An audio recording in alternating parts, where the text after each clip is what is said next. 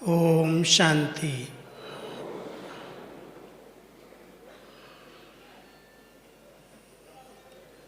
हम सब बाबा के तीव्र पुरुषार्थी बच्चे सदा ही अपनी उन्नति के प्लान्स बनाते रहते हैं। आज भी बाबा ने हम सबको अव्यक्त पालना लेने वाले बच्चों को वरदान दिया कि भले आते लास्ट में हैं, लेकिन ये बच्चे अव्यक्त पालना के द्वारा लास्ट सो फास्ट और फास्ट सो फर्स्ट में आ सकते हैं। इसी लक्ष्य के साथ आज का ये विषय चुना गया कि अगर हम सबको फर्स्ट डिवीज़न में आना है, फास्ट जाना है, अपनी उन्नति के लिए हमें क्या लक्ष्य रखना चाहिए, किस तरह से हमारी उन्नति हो, तो मैं इन दो बातों पर आपके सामने आज विशेष याद का चार्ट और धारणाओं के लिए अच्छा रिकॉर्ड, अच्छा चार्ट और श्रेष्ठ रिकॉर्ड किसको कहा जाता है, उस विषय पर कुछ अपने चिंतन की बातें आपके सामने रखूँगा। क्योंकि जब भी बाबा की मुरली हम सब सुनते हैं तो साकार बाबा की मुरली में बहुत अंडरलाइन कराया जाता है, बच्चे अगर अपनी उन्नति करनी है तो चार्ट रखो। और ब्राह्मण बच्चों को उमंग आता है, लिखना शुरू करते हैं, लेकिन कुछ समय लिखते हैं और फिर छोड़ देते हैं। बाबा के सामने सब साकार में बाबा थे, बच्चे अपना चार्ट भेजते थे, तो कई बार बाबा उस चार्ट को देख करके कहता था इसको डस्टबिन में डाल दो, ये बच्चे ने सच्चा चार्ट नहीं लिखा है। किसी बच्चे को बहुत प्यार से उस चार्ट को देखते और पढ़ते थे, लेकिन किसी को देखने भी पसंद नहीं करते थे। आखिर अच्छा चार्ट क्या है जो बाबा को पसंद आ जाए, और उसकी निशानियाँ क्या होंगी अगर हमारा चार्ट अच्छा है। आज मैं आपको लिखने के लिए प्रेरित नहीं कर रहा हूँ, क्योंकि सबके लिए वो संभव नहीं होता। उसके लिए बहुत दृढ़ता और बहुत अभ्यास की ज़रूरत है। लेकिन कम से कम हम सभी अपनी उन्नति के लिए अपनी चेकिंग अवश्य कर सकते हैं। और अगर अधिक बातों की चेकिंग दी जाती है तो उसमें मन उलझ जाता है। इसलिए अच्छे चार्ट के लिए मैं केवल दो बातें आपको सुनाता हूँ। एक, बाबा ने हम सब के लिए श्रीमत की बाउंड्री खींच करके दी है। और मैं समझता हूँ बाबा के बच्चे जो मुरलियों का अध्ययन करते हैं उन्हें बाबा की श्रीमत बहुत स्पष्ट है। श्रीमत के अंदर ईश्वरीय नियम और मर्यादाएं आती हैं। अगर हम ईश्वरीय नियम और मर्यादाओं का विधि पूर्वक यथार्थ पालन कर रहे हैं, माना हमारा चार्ट अच्छा है, बाबा भी सर्टिफिकेट देगा कि ये बच्चा अमृत वेले से रात्रि तक जो भी इसे नियम और मर्यादाएं बताई गई हैं वो पालन कर रहे हैं। और उसके आधार से बाबा को उस बच्चे पर बहुत स्नेह जागृत होता है कि ये बच्चा जिसका चार्ट बहुत अच्छा है। तो आप सभी एक बात चेक करना, क्या सवेरे से रात तक मैं ईश्वरीय नियम और मर्यादाओं को दृढ़ता के साथ पालन करता हूँ। कोई भी मर्यादाएं संकल्प मात्र भी उल्लंघन तो नहीं होती। चेकिंग कर सकते हैं, और उल्लंघन होती है तो उसको चेक करें और चेंज करें, सिर्फ चेकिंग न करें। क्योंकि कई बार अपनी कमजोरियों को बार बार देखने से भी आत्मा बड़ा निराश हो जाती है, उदास हो जाती है। मेरे अंदर ये कमी है, ये कमी है, ये कमी है। इसलिए चेक करो और चेंज करो। किसी को सुनाने की भी ज़रूरत नहीं है। अपने आप को अपने अंदर की बातों का पता होता है। मेरे कौन से संस्कार ईश्वरीय मर्यादाओं में चलने में रुकावट डाल रहे हैं, चेक करो, चेंज करो। दूसरी बात है जो बाबा चार्ट के लिए कहता है, वो है अव्यभिचारी याद। एक बाबा दूसरा न कोई। अच्छा चार्ट, अगर कोई कहता है मेरा चार्ट बहुत अच्छा है, तो उसके दिल में केवल एक बाबा ही बसता है। कोई भी देहधारी आत्मा उसे प्रभावित नहीं कर सकती। इसलिए अच्छा चार्ट जिनका है वो अपने योग की स्टेज को, याद की स्टेज को दिन प्रतिदिन बढ़ाते जाते हैं। एक बाबा के प्यार में समाने का अनुभव करते हैं। तुम्हीं से बैठूं, तुम्हीं से खाऊं, तुम्हीं से रूह रिहान करूं। हर समय बाबा बाबा बाबा, उनके सिवाय और कोई भी आत्मा की तरफ उनका ध्यान नहीं रहता। तो अच्छे चार्ट के लिए दो बातें ही हैं। एक, अपनी याद की परसेंटेज को चेक करो और बढ़ाते चलो। दिल में सदा कोई भी कर्म हो, कोई भी बात हो, हमेशा बाबा बैठा है, बाबा करा रहा है, बाबा की प्रेरणा है, बाबा की श्रीमत है।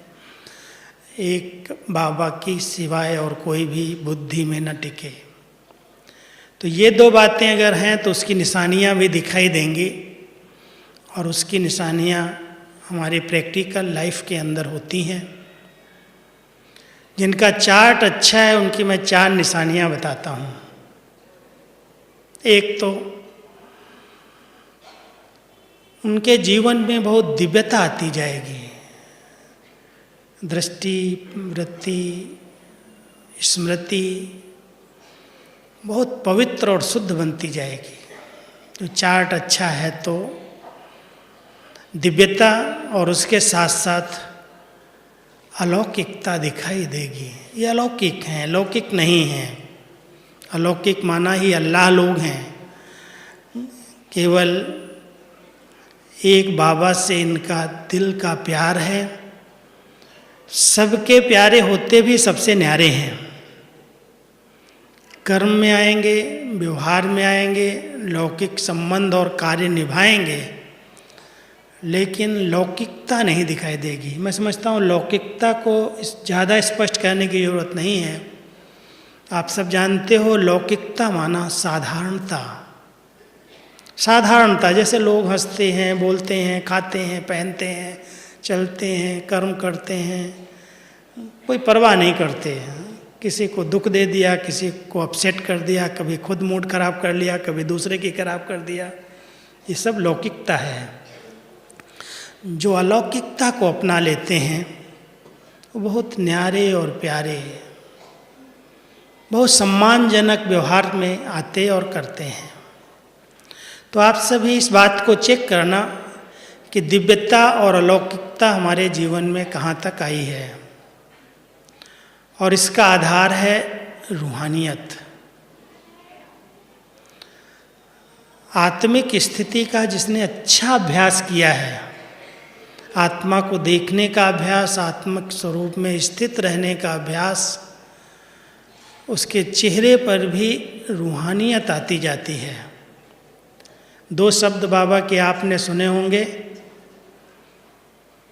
एक है रूहानियत के आधार से रुहाब।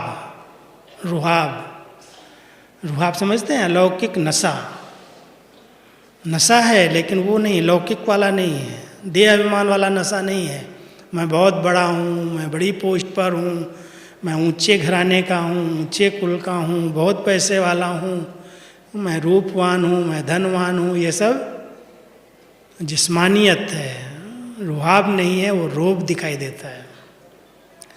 जहाँ रुहाब है वो अलौकिक नशा है कि मैं किसका हूँ, स्वयं भगवान मुझा बाप भी है, शिक्षक भी है, सतगुरु भी है, उसके निर्देशन में, उसके मार्गदर्शन में मैं आत्मा चल रही हूँ। नशा है, साधारणता नहीं है। तो वो रूहानियत रुहाब को ले आती है और रोब को समाप्त कर देती है। रोब में अहंकार दिखाई देता है, कैसे चलता है, कितना इसको रोब है, अहंकार दिखाई देता है। तो चेक करना, दिव्यता, अलौकिकता, रूहानियत और वाणी के अंदर मधुरता कहाँ तक आई है, इस बात को बहुत अंडरलाइन करने की ज़रूरत है। अगर हमारे व्यवहारिक जीवन में मधुरता नहीं है, मधुर बोल नहीं निकलते, कटु वचन निकलते हैं, कितना भी योग करो आप, चार्ट भेज दो, मैं 8 घंटा योग करता हूँ, मैं 12 घंटा करता हूँ, बाबा के सामने वो चार्ट आएगा तो बाबा उसको डस्टबिन में डाल देगा। क्योंकि चाल चलन में अगर सुधार नहीं दिखाई देता, व्यवहार में अगर वो मिठास नहीं है, वो सुख देने और सुख देने का नेचर नहीं बना है, तो योग किस लिए कर रहे हो, दिखावा है क्या? अगर हम सब योगी हैं, योग कर रहे हैं, तो योग का अर्थ ही है हमारे संस्कारों में परिवर्तन आना चाहिए, दिव्यता आती जाए, अलौकिकता आती जाए, रूहानियत आती जाए, और सबसे बड़ी बात है हमारी वाणी में मधुरता आती जाए। मैंने इस जनवरी मास में आप सबके पास एक चार्ट भेजा था, शायद ध्यान गया हो, सिर्फ 4 बातें लिखी थी। मधुबन में बहुत से भाइयों ने उस चार्ट को फॉलो किया, उसके आधार से हमने यहाँ प्राइज भी दी थी। वो 4 बातें इतनी सुंदर थी, योग से ही कनेक्टेड थी, चार्ट से कनेक्टेड थी, इसलिए मैं सुनाना चाहता हूँ। एक, हम सबको चेक करना है मन की शुद्धता कितनी है, क्योंकि मन के अंदर ईर्ष्या, द्वेष, नफरत, एक दूसरे के विरोध, विरोध, कितनी भावनाएं कट्टू भरी हुई हैं। अगर मन हमारा शुद्ध नहीं है, माना योग हमारा यथार्थ नहीं है। जब अग्नि है, हम कहते हैं योग एक अग्नि है, और उस अग्नि के अंदर अगर कोई स्थूल आग के अंदर भी कोई चीज़ अगर डाल दी जाए और तेज आग हो, तो क्या होता है, उसका रंग रूप बदल जाता है, परिवर्तन हो जाता है। और अगर याद की अग्नि है, योग अग्नि है, लगन की अग्नि है, तो क्या मेरे संस्कारों में परिवर्तन नहीं आएगा, वो संस्कार दिव्य नहीं बनेंगे। तो आवश्यकता इस बात की है कि हम सब अपने इस चार्ट को चेक करें कि हमारी मन की शुद्धता कितनी बढ़ती जा रही है। निर्मल मन, किसी के प्रति भी कोई घृणा, द्वेष, वैर, विरोध, ऐसी भावनाएं न जागृत हों। बहुत निर्मल मन है, कंट्रोल में है, जब चाहें जो चाहें वही सोचें, और जितना समय चाहें उतना समय उस स्थिति में स्थित हो जाएं। अभ्यास करके देखना कि हम अगर चाहते हैं कि हम 15 मिनट एक रस स्थिति में मन को टिका लें, स्थिर हो जाएं, हो सकते हैं कि 1 मिनट होंगे और फिर नीचे आ जाएंगे। इसके लिए बहुत अभ्यास की ज़रूरत है। तो मन शुद्ध होता जाएगा तो निर्मल मन कहीं भी टिक सकता है, और उससे बुद्धि की एकाग्रता बढ़ती जाएगी। बुद्धि की एकाग्रता, क्यों, बुद्धि बहुत चंचल है, बहुत भटकने वाली है। जिधर भी कोई अच्छी चीज़ देखेगी उधर फट से आकर्षित हो जाएगी। बुद्धि का काम ही भटकना है। लेकिन हम सबको बाबा ने कहा है, बच्चे 1 सेकेंड में मन और बुद्धि को शुद्ध और एकाग्र कर लो, समय न लगे। यथार्थ चार्ट रखने वाली आत्माएं अपने मन और बुद्धि की शासक बन जाती हैं, कंट्रोल में आ जाता है। एक शुद्धता बढ़ती जाती है और दूसरी एकाग्रता बढ़ती जाती है, और तीसरी थी मुख की मधुरता। इतना सुंदर चार्ट रहता है। अगर सबका ध्यान रहे कि मुझे एक भी बोल मुख से कटु नहीं बोलना है, किसी को कोई ऐसी वाणी ऐसे बोल जिससे वो आत्मा दुखी हो, परेशान हो, डिस्टर्ब हो जाए, वैसे बोल मुख से मुझे नहीं निकालने हैं। तो जब ये तीन बातें हमारे ध्यान पर आती हैं तो चौथी बात, हमारा याद का चार्ट जो है वो अपने आप बहुत अच्छे से अच्छा हो जाता। बाबा हमारे दिल में जैसे रहता है। कई बार कहता है जब कि बाबा को अपने दिल में बिठा लो। हमारी दादी जी, गुलजार दादी, बड़ी एक रमणीक बात हमको कहती थी कि बाबा को दिल में बिठाना माना क्या दिल इतना साफ और स्वच्छ है जो एकदम परम पवित्र आत्मा को मैं अपने दिल के आसन पर बुलाऊं और बैठा लूं। आप सोच सकते हो दादी का दिल कितना स्वच्छ और साफ होगा। किसी के लिए भी कोई संकल्प विकल्प नहीं। ऐसी निसंकल्प आत्मा हमारी गुलजार दादी, जिसने कम से कम 48 साल लगातार बाप और दादा की डबल शक्तियों को अपने अंदर दिल में बिठाया और इतने बच्चों को भाषना और पालना दी। अभी हम सबको बाबा यही कह के गए लास्ट दिनों में, यही मुरलियाँ चली बाद में कि बच्चे तुम बाबा को अपने दिल में बिठा लो। तो दादी कहती थी देखना वो दिल में बिठाने के लिए साफ स्थान है। अगर कोई की याद दूसरे की बैठी है, कुछ दूसरा कुछ भरा हुआ है, इधर उधर की बातें हैं, तो बाबा वहाँ आएगा क्या? बैठ सकता है क्या?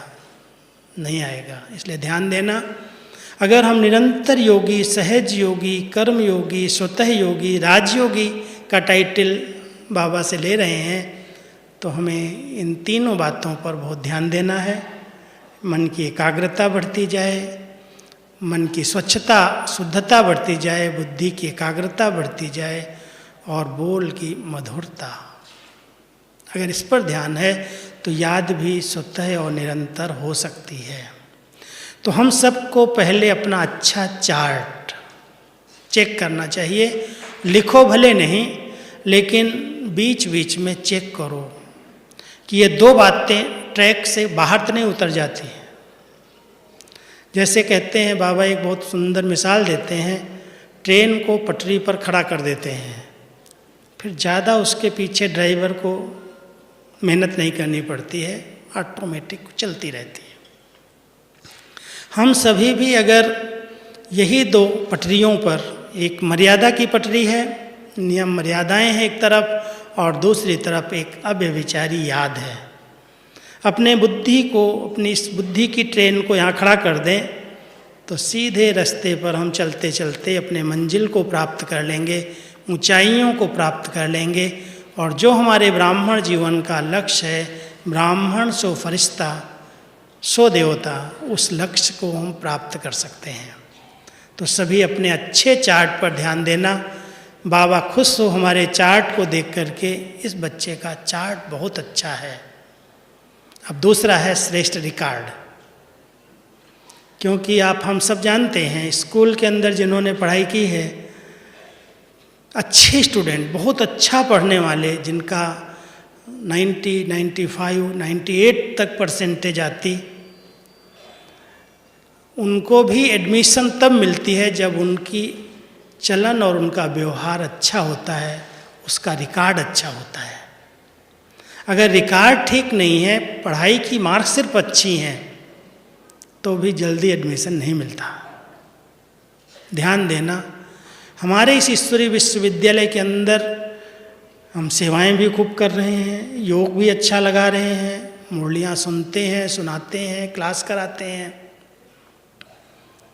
लेकिन क्या मेरा रिकॉर्ड सबसे अच्छा है? रिकॉर्ड पर ध्यान अगर किसी का है तो सब मार्क्स उसको मिल सकती हैं। परिवार के अंदर इस रिकॉर्ड की बहुत ज़रूरत है, और इसका अगर जरा भी कोई ने ध्यान नहीं दिया। तो मैं आज कुछ मिसाल के साथ आपको बताऊंगा 6-7 बातें कि किन किन बातों का रिकॉर्ड हमारे बाबा को चाहिए। सबसे बड़ी बात, पहली बात मैं सुना देता हूँ, वो है हमारे चरित्र का रिकॉर्ड। ब्राह्मण कुल में हम आप सब जानते हैं, इस दुनिया के अंदर कहते हैं, अपने लेक्चर्स में बताते हैं कि गरीबी कोई पैसे की, धन की, अन्न की नहीं है, लेकिन सबसे बड़ी गरीबी चरित्र की गरीबी है। चरित्र गिर गया व्यक्ति का, पैसा आ जाए, जैसे हम लोग प्रोजेक्ट करते हैं, गांव-गांव में जाते हैं, तो कई लोग कहते हैं इनको पैसा ही नहीं है, बेचारे गरीब हैं, यहाँ पानी की व्यवस्था करवा दो, आप यहाँ ये सहयोग दिला दो। कितना भी आप सहयोग दे दो स्थूल में, अगर दूसरे साल आप फिर सर्वे करके देखेंगे तो वहाँ कोई भी पैसे की कोई भी चीज़ वहाँ पर उपलब्ध नहीं होगी, अगर उनकी आदतों को परिवर्तन नहीं किया गया। तो बाबा ने हम सबके चरित्र को ऊंचा उठाया। पहले चिंतन चेंज किया और चिंतन के साथ साथ हमारा चरित्र ऊंचा बनाया। चरित्र के अंदर विशेष दृष्टिवृत्ति की शुद्धता, पवित्रता आती है, अंदर की शीतलता आती है, जिसमें क्रोध की उत्तेजना समाप्त हो जाए और जो हमारी आसक्तियां हैं वो समाप्त हो जाएं। चरित्रवान व्यक्ति वो कहलाता जो अंदर बाहर से पवित्र, शुद्ध, स्वच्छ है दृष्टिवृत्ति में, और जिसका एक एक अंग शीतल है, कभी भी क्रोधित नहीं होता, और जो इच्छा मात्रम अविद्या है, जिसकी इच्छाएं, आसक्तियां समाप्त हो जाती हैं, वो चरित्रवान कहलाता है। तो बाबा ने हम सबके रिकॉर्ड में ये बात सुनाई है कि अच्छा रिकॉर्ड उनका कहेंगे जिनका चरित्र बहुत अच्छा है। इस पर ध्यान देंगे हम सब, इसको अंडरलाइन करेंगे कि हम सब बाबा के चरित्रवान बच्चे, अपने चरित्र और श्रेष्ठ चरित्र के द्वारा बाबा को प्रत्यक्ष करना है। दूसरा रिकॉर्ड हम सब जानते हैं, हम जिस परिवार में पल रहे हैं, लौकिक और अलौकिक, इसमें एक दूसरे को रिगार्ड देने का रिकॉर्ड चाहिए। आजकल सबको रिगार्ड की ज़रूरत है, छोटा हो या बड़ा हो, और ये चीज़ मांगने से नहीं मिलती। मुझे दिया जाए, मैं इतना सेवाएं करता हूँ, मैं इतने कार्य कर रहा हूँ, मुझे सबका रिगार्ड मिले, सम्मान से लोग देखें, पूछें, बात करें। तो बाबा कहते हैं ये मांगने से नहीं मिलता, आप दोगे तो मिल जाएगा। तो रिगार्ड देने का रिकॉर्ड कितना अच्छा है उसको हम सब चेक करें और देते चले, मांगे नहीं, अपने आप सब देंगे। तीसरी बात आती है, वो है अंदर और बाहर की ऑनेस्टी, ईमानदारी। हमें अपने आप से ईमानदार बनना है। दूसरों के सामने हम दिखाते हैं बड़े सच्चे हैं, बड़े ईमानदार हैं, जो कहते हैं वो करते हैं, कभी हेरा फेरी नहीं करते, कभी कोई को धोखा नहीं देते, ईमानदार हैं। लेकिन संगम युग पर बाबा ईमानदार जब कहता है, 3 शब्द यूज करते हैं बाबा, सुनते हैं आप सब, आज्ञाकारी, वफादार और ईमानदार। परमानवरदार भी आज्ञाकारी में आता है। जो बाबा के ईमानदार बच्चे, ऑनेस्ट जो हैं, वो अपने आप से ऑनेस्ट है, अंदर और बाहर एक हैं, बहुत समान अंदर की स्थिति है, कथनी और करनी में समानता है। तो श्रेष्ठ रिकॉर्ड उसको कहा जाता जो ऑनेस्ट है, सच्चा है, अंदर से एक और बाहर से दूसरा रूप नहीं है। एक मुरली चली है बाबा की, बहुत प्यारे शब्द हैं बाबा के, मीठे शब्द हैं। इस ब्राह्मण परिवार में सबसे खौफनाक कौन है? ब्राह्मण परिवार में सबसे खौफनाक, खतरनाक व्यक्ति कौन है? जिसका अंदर एक और बाहर दूसरा है। ध्यान देना, कई लोग समझ ही नहीं पाते हैं, उसके व्यवहार से बाह्य रूप से समझते हैं बड़ा योगी है, बड़ा ईमानदार है, और चलते चलते उसके चक्र में आ गए तो धोखा खाते हैं, दुख उठाते हैं। कई तो अपनी सारी संपत्ति उसके पीछे लुटा देते हैं। इसलिए ध्यान देना, बहुत समझ करके परख करके चलने की आवश्यकता है। खुद ईमानदार बनो, अपने आप से ईमानदार रहो, और जो हैं आत्माएं संबंध संपर्क में उनको भी अच्छी तरह से पहचान करके परख करके फिर उनसे संबंध निभाओ। नहीं तो धोखा होगा, फिर कहेंगे हमें बताया नहीं गया, हमें बहनों ने गाइड नहीं किया, ये तो बड़ा सेवाधारी था, बहुत अच्छी मदद करता था, हमको क्या पता ये इतना पैसा लेके भाग जाएगा कहीं। लोग ऐसे फंस जाते हैं, चक्रों में आ जाते हैं। इसलिए देखना, ऑनेस्टी बहुत बड़ा गुण है, और बहुत गिने चुने बच्चे भी ऑनेस्ट होते हैं, सब नहीं होते। अगर ऑनेस्ट है तो बाबा की दिल पर राज्य कर सकते हैं। तो हम सब बाबा के बच्चे इस शिवरात्रि पर आए हैं, महाशिवरात्रि पर कुछ तो जल चढ़ाएंगे ना। तो ये जो कमजोरियों का जल है, कोई भी ऐसी अंदर एक बाहर दूसरा रूप है, कथनी करने में अंतर है, तो बाबा के घर में उसको स्वाहा करके समाप्त करके ये बेलपत्र चढ़ा करके जाना। चौथी बात है,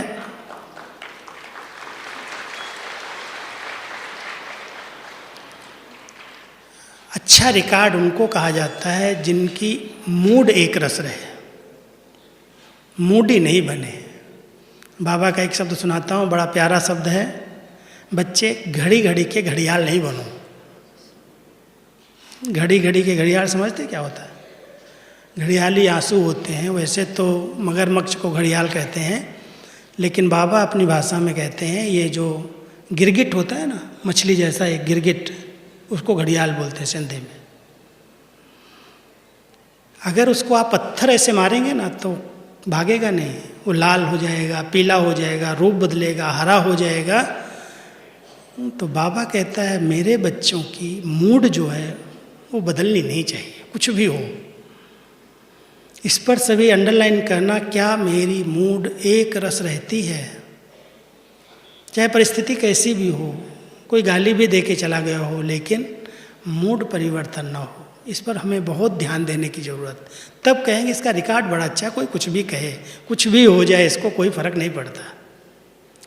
तो अगर हम सब इस बात को ध्यान दें, अंडरलाइन करें कि अच्छा रिकॉर्ड किसको कहा जाता है, जिसकी एक रस बिल्कुल अचल स्थिति है, मूड कभी बदलती नहीं है। एक बार हमारे भाई जी ने, जगदीश भाई ने किताब लिखी, पहले एक लेख लिखा ज्ञानामृत में, और उसमें लिखा 56 प्रकार के मूड अलग अलग, और हर एक के दिखाए कि सारे दिन में कितने मूड बदलते हैं सब।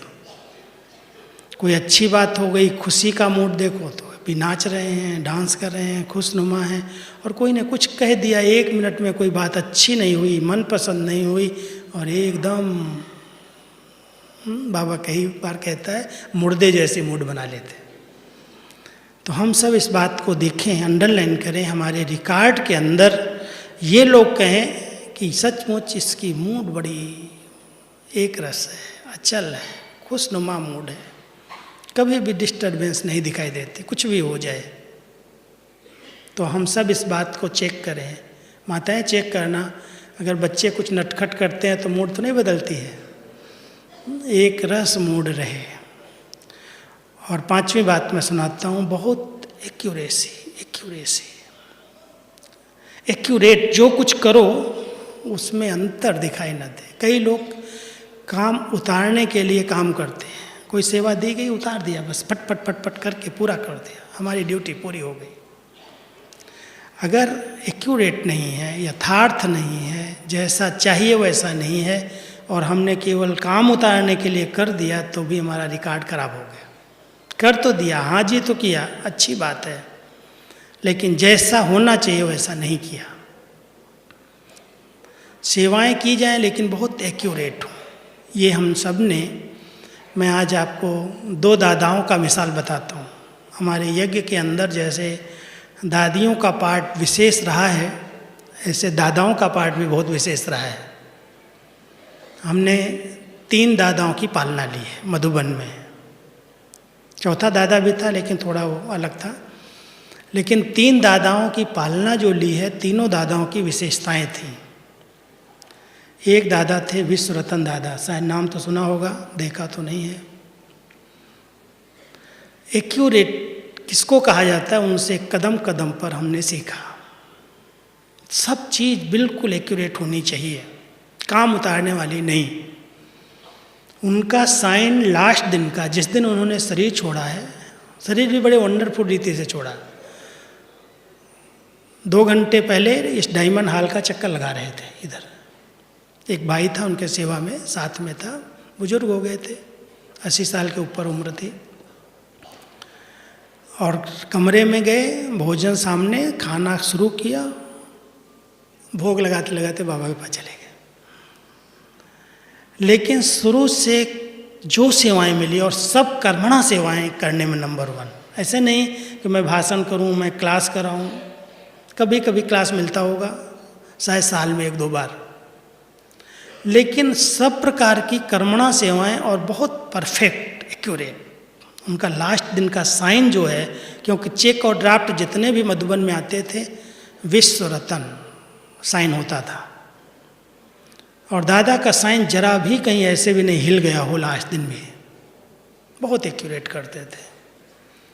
खाना बनाने में, पानी गर्म करने में, शुरू से लेकर के जब हम सब आए मधुबन में, छोटे छोटे बच्चे आए, तो दादा एक एक चीज़ की ऐसी ट्रेनिंग देता था कि जो करो बहुत एक्यूरेट करो, नहीं करना तो छुट्टी कर दो, नहीं करना। सवेरे पहले पहले हम लोगों की रोटी बनाने में ड्यूटी लगी, रोटी बनाने की। और मधुबन में रोटी बनाने का, अभी तो सब मशीनें आ गई, साधन आ गए, साइंस के साधन आ गए। पहले हम लोग लकड़ी के ऊपर, कोयले पर रोटियां पकाते थे। तो इतना बड़ा तवा होता था जिसमें हम 10-12 रोटी एक साथ तवे पर डाल दें। और डालते तवे पर एक तरफ पकाया, थोड़ा सा फिर सिगरी पर, कोयले की सिगरी पर दे दिया। लेकिन अगर जल्दी किया, फास्ट किया, तो कोई कच्ची रहेगी, कोई पक्की होगी, कोई जल जाएगी, कुछ होगा। और दादा उस पर नज़र रखता था कि देखें कैसे बनाते हैं लोग। तो सिखाता था कि अगर रोटी कच्ची है, कहता था इधर आओ, देखो ये कच्ची है ना, अगर कोई खाएगा, मान लो यज्ञ की चीज़ फेंकना नहीं है, वेस्ट नहीं करनी है, और उसने खा लिया, उसके पेट में दर्द पड़ेगा, उसको दवाई लेनी पड़ेगी, वो खर्चा होगा, उसकी बद्दुआ निकलेगी, वो किसको लगेगी? जिसने बनाया है। और अगर मान लो जला दिया और जली हुई देख करके कोई ने नहीं खाया, उसने फेंक दिया, यज्ञ का नुकसान किया, उसका बोझ किस पर आएगा? जिसने बनाया है। इतना ध्यान एक एक चीज़ का कि करो तो एक्यूरेट करो, नहीं करना तो छोड़ दो। बहुत एक्यूरेसी सिखाई, करके दिखाया। एक एक कर्म में जो किया, पहरा देते थे, रात नाइट का पहरा देते थे। मैं समझता हूँ लास्ट तक भी, शायद लास्ट दिनों में 5-10 साल उनको कमरा मिला होगा। कमरा ही नहीं था। ऑफिस में जाते थे, रात को सोने की ड्यूटी थी, ऑफिस में सोते थे। और बाथरूम कम से कम मैं समझता हूँ यहाँ से कॉन्फ्रेंस हॉल इतनी दूर था। इतनी उम्र में भी दादा ने पांडव भवन का जो बाबा का ऑफिस है, वो रात को वहाँ सोना और बाहर गेट की तरफ बाथरूम में वहाँ जाना। न कोई व्यवस्था ली, न कोई डिमांड किया, बहुत एक्यूरेट काम किया। और इतना निट संकल्प आत्मा, कोई भी ऐसा नहीं मेरी ये इच्छा है मैं ये करूं, यहाँ जाऊं। दादी जी ने कहा है मुझे करना है, बस। इतना आज्ञाकारी थे। दूसरे दादा थे दादा चंद्रहास, इकोनॉमी के अवतार थे। कोई भी एक भी यज्ञ की चीज व्यर्थ नहीं जानी चाहिए। जरा भी कोई अगर डिमांड है तो उसको पहले देने के पहले सिखाना कि देखो ये वेस्ट ना हो, ये बहुत कीमती है, किसकी मेहनत की कमाई है, ध्यान दो। तो मैं कहूँगा कि जो इस ब्राह्मण परिवार के अंदर एक्यूरेट हैं, बहुत एक्यूरेसी से चलते हैं। एक नामी और एकानामी का अवतार बन करके रहते हैं। एकानामी माना ये नहीं समझना कंजूस है। कई बार इकोनॉमी को हम कंजूसी की तरफ ले जाते हैं, है सब कुछ लेकिन कुछ खर्चा नहीं कर रहा है। बाबा उसको इकोनॉमी नहीं कहता है। इकोनॉमी माना कोई भी चीज़ व्यर्थ खर्च न हो, फजूल में न जाए। जो करना है बड़े दिल से करो, लेकिन जो व्यर्थ जा रहा है, इधर उधर जा रहा है, उसको बचाओ। बाबा का एक स्लोगन रहा है, कम खर्च बाला नसीन। खर्चे कम हो और काम अच्छे से अच्छा हो, ऐसा करके दिखाओ। ऐसी क्वालिटी हमारे दादाओं में रही और उन्होंने यज्ञ को इतना संभाल करके आगे बढ़ाया। रिकॉर्ड अच्छा उसको कहेंगे। एक नामी है, एक व्रतता है, एक बाबा की याद में है, और संकल्प, बोल, संपत्ति, हर चीज़ की इकोनॉमी है। कहीं भी उसको व्यर्थ नहीं गंवाया। एक संकल्प भी व्यर्थ न जाए, इस पर किसका ध्यान है। अगर ये रिकॉर्ड किसी ने बना लिया, उसकी बहुत अच्छी प्रगति, बहुत अच्छी उन्नति हो सकती है। क्योंकि सबसे बड़ा इस समय धोखा देने वाला जो माया का रूप है, वो है व्यर्थ और नेगेटिव संकल्प के रूप में। व्यर्थ और नेगेटिव संकल्प की शुरुआत जब होती है तो उसको कंट्रोल करना बहुत मेहनत का काम है। हम पहले ही चेक करें ये व्यर्थ की उत्पत्ति क्यों हो रही है, और इससे हमारी कितनी शक्तियाँ, समय जा रहा है, संकल्प जा रहे हैं, हमारी आंतरिक एनर्जी नष्ट हो रही है, कितना व्यर्थ जा रहा है, उसको हम बचाएं। इकोनॉमी करो। ये रिकॉर्ड अगर बना लिया, एक नामी और इकोनॉमी का अवतार बन करके रहते हैं। हमारी दादी जी फ्राक दिल बहुत थी। इतना सब किया है जो भी यज्ञ के अंदर विस्तार आप देख रहे हो, बड़े फ्राक दिली से किया है। कोई परवाह नहीं कि ये कहाँ से आएगा, बाबा कराएगा। लेकिन एक भी पैसा अगर कहीं व्यर्थ जाता था तो बुलाती थी, देखो तुम्हारे द्वारा ये यज्ञ का ये पैसा व्यर्थ जा रहा है, इसको बचाओ।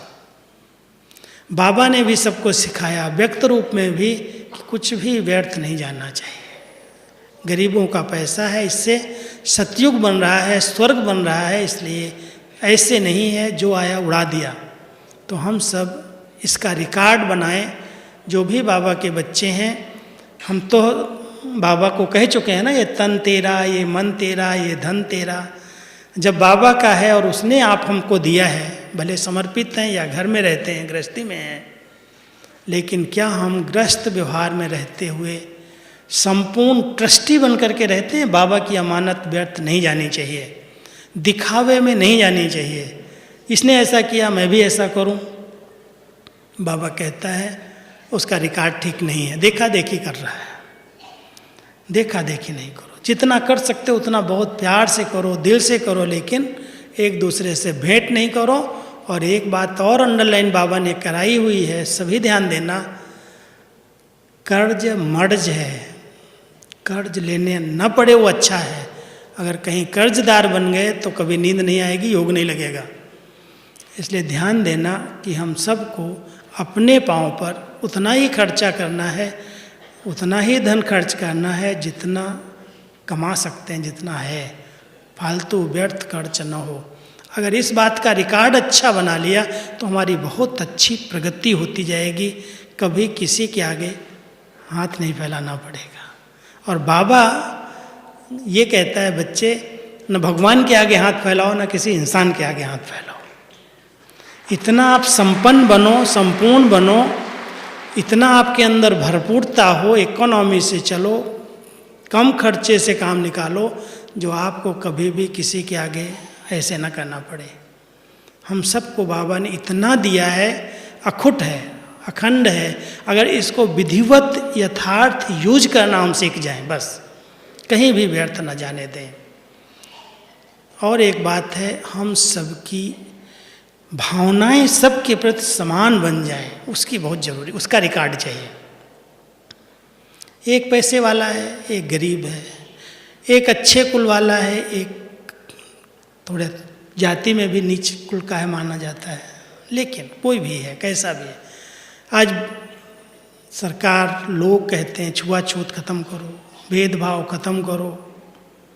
और हमारे क्लास के अंदर अगर कोई ऐसे बाबा के बच्चे आते हैं शहरों में तो इतना नहीं है, लेकिन गाँवों में अभी तक भी वो भावनाएं भरी हुई हैं।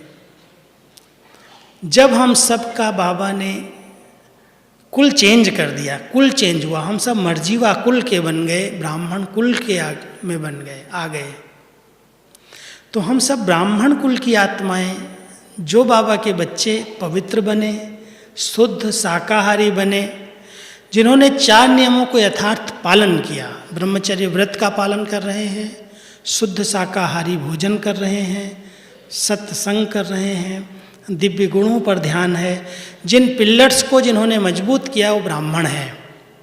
और वो ब्राह्मण आत्माओं के साथ हमारा आपसी संबंध बहुत समानता का हो, सम व्यवहार जिसको हम कहते हैं, उसका रिकॉर्ड अच्छा होना चाहिए। ऐसे नहीं ये ऐसा है, ये ऐसा है, ये बहुत अच्छा है, ये बहुत ऐसा है। वो भावनाएं हम बच्चों के बीच में, हमारे इस परिवार के अंदर दैवी कुल की रस्म के अंदर नहीं है। और ये रिकॉर्ड अगर किसी ने अच्छा बना लिया, समान दृष्टि सबके प्रति, तो मैं समझता हूँ अपनी और सबकी उन्नति के हम निमित्त बन सकते हैं।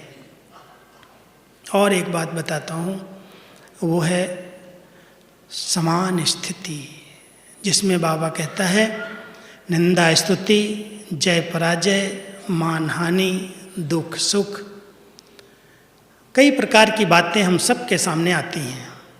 और कलयुग के अंतिम समय में ये हिसाब किताब हर एक के सामने आ रहे हैं और आएंगे। बाबा कहता है हर क्षेत्र में अति होगी और अति के बाद ही अंत आएगा।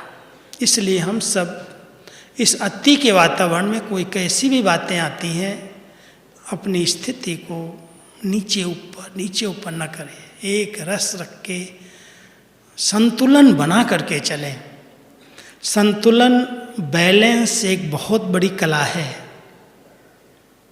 अगर बैलेंस से चलना आता है, अति हमेशा नुकसान करती है, हम सब जानते हैं।